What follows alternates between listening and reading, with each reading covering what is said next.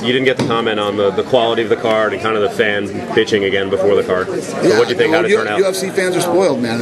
You know, we were always putting on great mega fights. You know, and sometimes, you know, every card maybe isn't going to be the huge blockbuster card that we can always put on.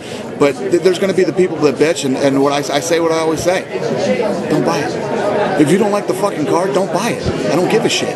You know what I mean? People who are real fight fans and want to sit home on a Saturday night and watch fights will watch it. Nobody's fucking making you buy fights and watch the pay-per-view. If you buy the ones you want to buy, the ones you don't want to buy, watch fucking American Idol. I could care less.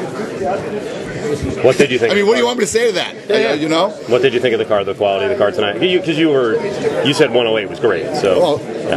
The quality of the card, we had two of the best middleweights in the world fighting to see who's going to get a shot at the title. Mm-hmm. It was an absolute war. This kid comes out of nowhere and beats Nate Marquardt. You got Paulo Thiago, who comes out of nowhere and beats Mike Swick, you know.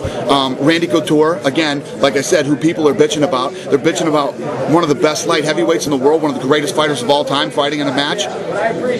You know what I mean? What do you want me to say? It was a great card. I was happy with tonight's card, and it performed very well. Not only did it perform well on you know, the gate-wise here, all the polling and all the traffic looks like it will beat the last fight we did, 108. So.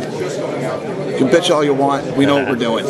Talking about pay-per-views, the price, some people complain about that, but you still pull big numbers for the pay-per-view. Here's the thing. The price is cheaper than boxing, you know? And boxing doesn't give you the fucking fights that we do. We give you great fights. And you know what the reality is? Pay-per-view is cheap. It's not expensive. The great thing about pay-per-view is nobody sits home unless you, you know, and watches, nobody sits home alone and watches the UFC. You get 8 or 10 buddies over, everybody kicks in for pay-per-view, and it's a cheap night. It's not expensive, and we're a lot cheaper than boxing.